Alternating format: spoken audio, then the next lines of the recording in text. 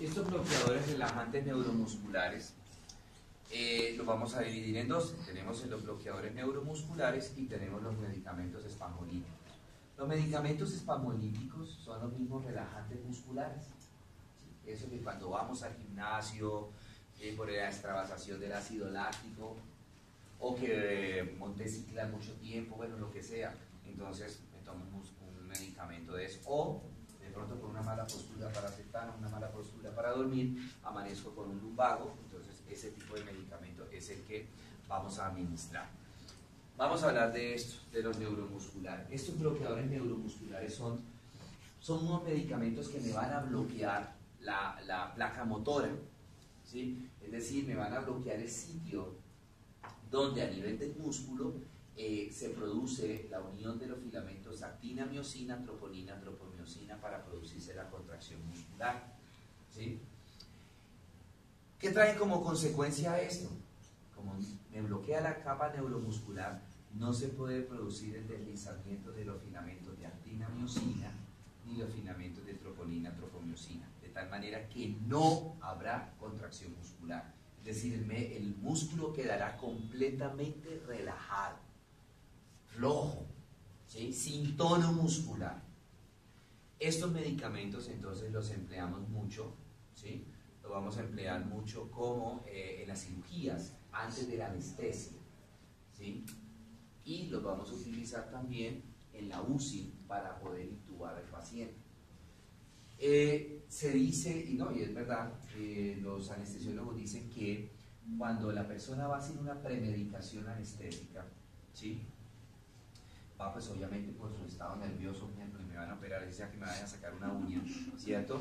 Entonces va nervioso el paciente, el anestésico va a ser más difícil que el anestésico haga efecto, y entonces van a tener que poner mayor dosis de anestesia, ¿sí? De anestesia en el paciente, y entonces en el momento que se acabe el acto quirúrgico va a ser más difícil revertir el efecto del anestésico, y fuera de eso el paciente va a durar mucho más tiempo en sala de recuperación. Cuando el paciente se le coloca un bloqueo, un relajante, un bloqueador neuromuscular, el paciente va a ir relajado, el anestésico va a hacer mucho más efecto y voy a necesitar menos dosis de anestésico. Al utilizar menos dosis de anestésico, primero, voy a tener menos riesgo de cometer una iatrogenia, ¿sí? Lo que uno conoce comúnmente que se le pasó la dosis del anestésico. Segundo, ¿cierto? El anestésico va a pegar más, ¿verdad? De tal manera que cuando sea necesario revertir el paciente para que el paciente empiece a recuperar la conciencia, va a ser mucho más rápido. ¿Por qué? Porque como utilicé dosis pequeñas, entonces va a ser mucho más rápido la reversión del paciente. Y tercero, pues que también el periodo del paciente en sala de recuperación va a ser mucho más corto. El paciente se va a recuperar la conciencia mucho más rápidamente, ¿cierto?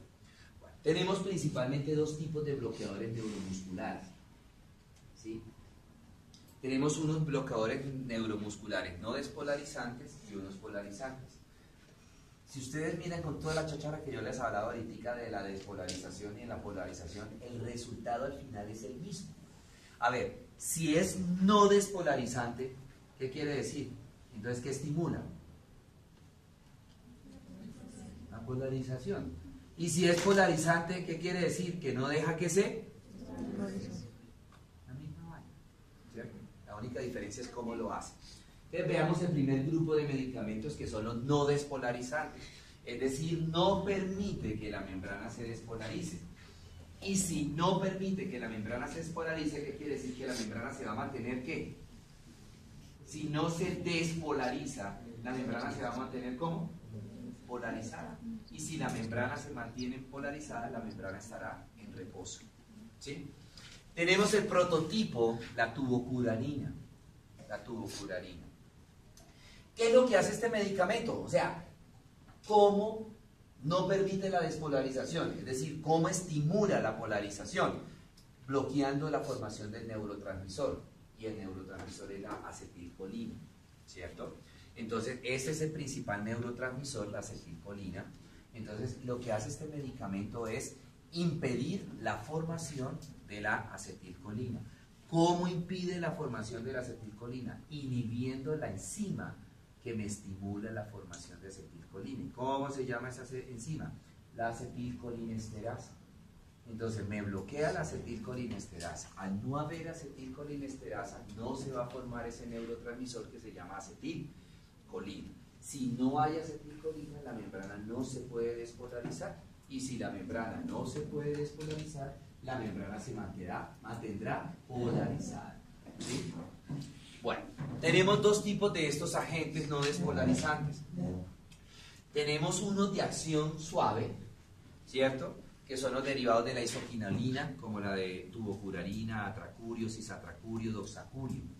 Entonces, estos son los que, por ejemplo, cuando son cirugías pequeñas, apéndices, hernias, cesáreas, bueno, cesáreas más que todo raquia, apéndices, cuando vamos a hacer cirugías con anestesia general, esos son para cuando anestesia general, ¿no? Entonces, como les decía, hernias, apéndices, polelab, gastroctomías, cosas pequeñas, cirugías que no duren mucho tiempo, 2, máximo 3 horas. Entonces, antes del anestésico, aplico el medicamento por vía endovenosa, ¿sí? Entonces, se aplica el medicamento, como por vía endovenosa, rápidamente bloquea la placa neuromuscular y después colocan el anestésico. Entonces va a ser rapidísimo el efecto, ¿sí? Tenemos otros, los esteroides de este mismo grupo, que son para cirugías. Ellos son un poco más potentes y lo vamos a utilizar para cirugías un poco más potentes, un poco más grandes las cirugías. Por ejemplo, las laparotomías exploratorias que pueden durar 6, 7 horas, más o menos. Entonces lo mismo, utilizo el pancuronio, becuronio, pipecuronio, rocuronio. Se administra por vía endovenosa y luego sí se administra el anestésico inhalado. Bueno, muy bien. Tenemos ahora el segundo grupo, que son los que me van a mantener la polarización, ¿cierto? El prototipo es la succinilcolina. Estos son muy potentes estos medicamentos, ¿sí? Estos medicamentos se emplean cuando son cirugías excesivamente prolongadas. Por ejemplo, las cirugías de neuro, que pueden durar 12, 15 o más horas. Entonces se utiliza este tipo de medicamentos. Cuando son, por ejemplo, pacientes con politraumatismo, donde tienen que intervenir la ortopedia, que son cirugías bastante prolongadas, especialmente a nivel de columna, que también pueden durar 8, 10 horas, entonces utilizamos este medicamento. Se aplica, el prototipo es la succinilcolina, aunque, la succinilcolina. Listo. Se me olvidaba decirles. ¿Cómo se hace para la reversión de los anteriores? Ya sea cualquiera, los esteroides o los otros. Simplemente cuando el anestesiólogo ya ve que se está más o menos acabando la cirugía, va cerrando la llave del anestésico y va abriendo el oxígeno. Entonces el oxígeno desplaza el anestésico. Entonces, este es un anestésico, entonces el oxígeno llega y desplaza el anestésico. Va desplazando el anestésico. Y en la medida que va desplazando el anestésico, el paciente empieza a producir acetilcolina. Y se va formando acetilcolina, se empieza empieza a adquirir la capacidad de despolarizarse la fibra muscular y empieza a contraerse el músculo. Esa es la manera de revertir, ¿sí? Voy cerrando el anestésico, voy abriendo el oxígeno. Con estos medicamentos no se puede hacer esto. Con la succinilcolina no.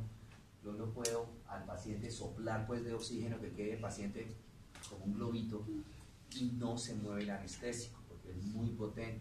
Entonces él requiere de otro elemento que lo saque del receptor.